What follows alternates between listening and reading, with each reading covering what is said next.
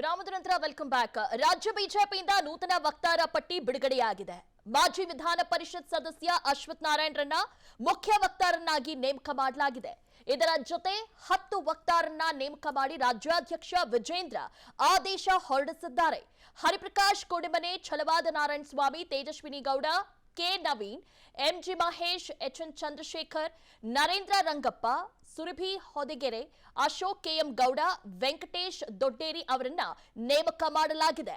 ಇನ್ನು ಮಾಧ್ಯಮ ವಿಭಾಗದ ಸಂಚಾಲಕರಾಗಿ ಕರುಣಾಕರ ಖಾಸಾಲೆ ಸಹ ಸಂಚಾಲಕರಾಗಿ ಪ್ರಶಾಂತ್ ಕೆಡಂಚಿ ನೇಮಕಗೊಂಡಿದ್ದಾರೆ. ಐಟಿ ವಿಭಾಗದ ಸಂಚಾಲಕರಾಗಿ ನಿತಿನ್ ರಾಜ್ ನಾಯಕ್, ಸಹ ಸಂಚಾಲಕಿಯಾಗಿ ಶ್ಯಾಮಲಾ ರಘುನಂದನ್ ನೇಮಕವಾಗಿದ್ದಾರೆ.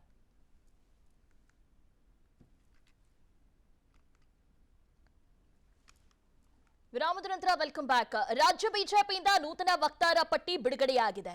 ಮಾಜಿ ವಿಧಾನ ಪರಿಷತ್ ಸದಸ್ಯ ಅಶ್ವಥ್ ನಾರಾಯಣರನ್ನ ಮುಖ್ಯ ವಕ್ತಾರನ್ನಾಗಿ ನೇಮಕ ಮಾಡಲಾಗಿದೆ.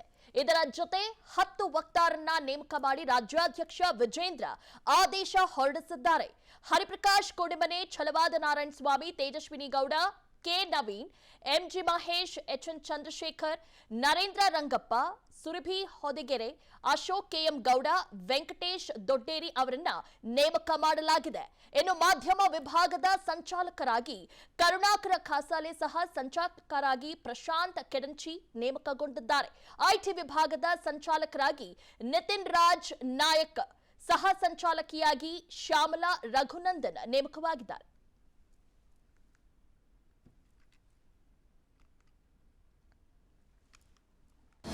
ಅನುಕ್ಷಣದ ಸುದ್ದಿಗಳಿಗಾಗಿ ವಿಸ್ತಾರ ನ್ಯೂಸ್ ಯೂಟ್ಯೂಬ್ ಚಾನೆಲ್ ಸಬ್ಸ್ಕ್ರೈಬ್ ಮಾಡಿ. ಹೊಸ ಸುದ್ದಿಗಳ ನೋಟಿಫಿಕೇಶನ್ಗಾಗಿ ಬೆಲ್ ಐಕಾನ್ ಕ್ಲಿಕ್ ಮಾಡಿ.